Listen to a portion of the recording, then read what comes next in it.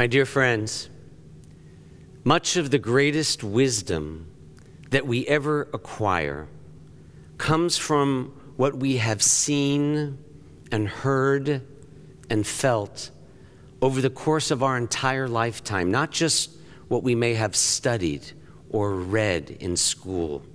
One illustration of this passed my way in life lessons, short statements spoken by people from age 7 to 92. They included this statement by a 14-year-old about what she has learned about life. I've learned, she said, that if you want to cheer yourself up, you should try cheering someone else up. I've learned, said a 35-year-old, that there are people who love you dearly, but just don't know how to show it. Listen to these two from a 78-year-old and a 92-year-old, respectively. I've learned that even when I have a pain, I don't need to be one. And the 92-year-old added, I've learned that I still have a lot to learn. If you're still not convinced that all wisdom is not contained in books, even if my own personal happy place is sitting anywhere with a good book, then perhaps the following story will turn the tide for you and touch your life. It teaches a very important lesson, even if it doesn't come from a book and is told by someone way up in years now. When I was quite young, the story begins, my father had one of the first telephones in the neighborhood. I was too little to reach the telephone, but I used to listen with fascination. One day, I discovered that somewhere inside this wonderful device lived an amazing person. Her name was Information, Please. And there was nothing she did not know. Information, Please could give you anybody's number and also the correct time. One summer day, while my mother was visiting a neighbor, I whacked my finger with a hammer at the tool bench in the basement. The pain was terrible, but there didn't seem to be any reason to cry because there was nobody around who could hear me. I walked around the house sucking my throbbing finger, and finally when I reached the stairway, I saw it, the telephone. I ran for the footstool in the parlor and dragged it to the landing. I climbed up, unhooked the receiver, held it to my ear. I spoke into the mouthpiece as clearly as I could and said, Information, please. After a click or two, a small, clear voice answered back, Yes, information. I hurt my finger, I wailed into the phone. Now the tears came streaming down my cheeks. Is your mother home? Came the question. Nobody's home except me, I answered. Are you bleeding? No, I said, but I hit my finger with a hammer and it hurts. Can you open the freezer? She asked. I said I could. Then take a little piece of ice and hold it to your finger, the voice said. That's what I did, and the ice made it feel much better. After that, I called Information, Please for everything. I asked her for help with my geography, and she told me where Philadelphia was. She helped me with my math.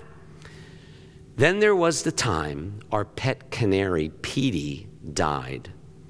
I called Information, Please, and told her the sad story. She listened and then said the usual things grown-ups say to soothe a child.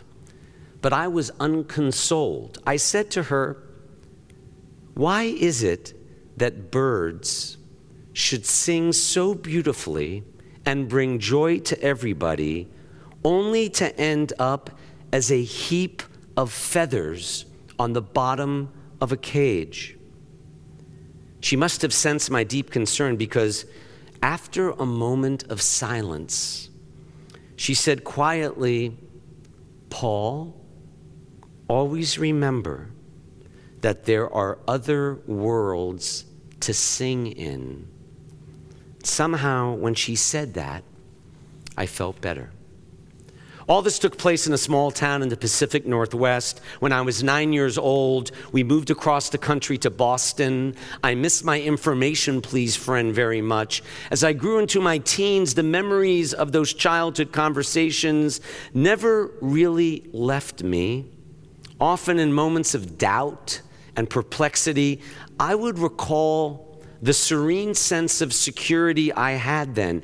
I appreciated now how patient, understanding, and kind she was to have spent her time with a little boy.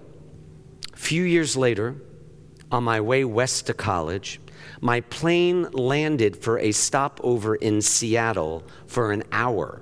I called my sister, who was now living there, and then, without thinking what I was doing, I dialed my hometown operator and said, "Information, please." And then by some miracle, I heard the small, clear voice I knew so well. Information. I hadn't planned this, but I heard myself saying, "Could you tell me, please?" And then she said, "I guess your finger must have healed by now." I laughed and said, "So it's really still you?" "I wonder," I added, "if you have any idea just how much you meant to me during all those years so long ago." She replied, "I wonder if you know how much your call meant to me. I never had any children, Paul, and I used to look forward to your calls." I told her how often I had thought of her over the years. I asked if I could call her again when I came back to visit my sister. "Please do," she said. "Just ask for Sally." 3 months later, I was back in Seattle. A different voice answered, "Information." I asked for Sally. "Are you a friend?" the voice asked. "Yes," I answered. "A very old friend." "I'm sorry to have to tell you this," she said. Sally had been working part-time the last few years because she was very sick. She died a few weeks ago. Before I could hang up, she said, "Wait a minute, did you say your name was Paul?" "Yes." "Well, Sally left a message for you.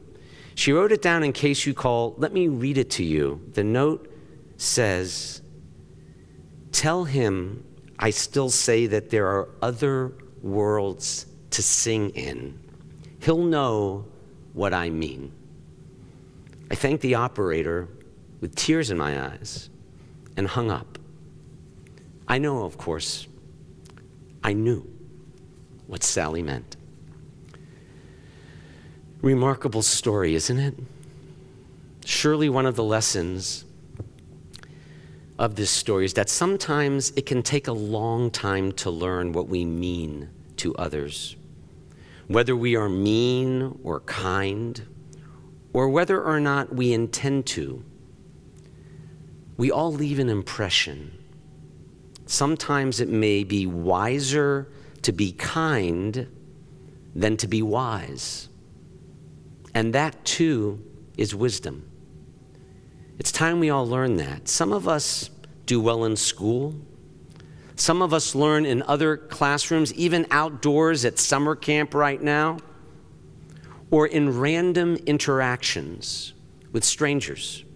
Whatever the setting may be, how much brighter our lives can be to know that there are other worlds to sing in. Whenever we suffer a loss or disappointment, our lives may never be the same, but they can still be good. They will just be different.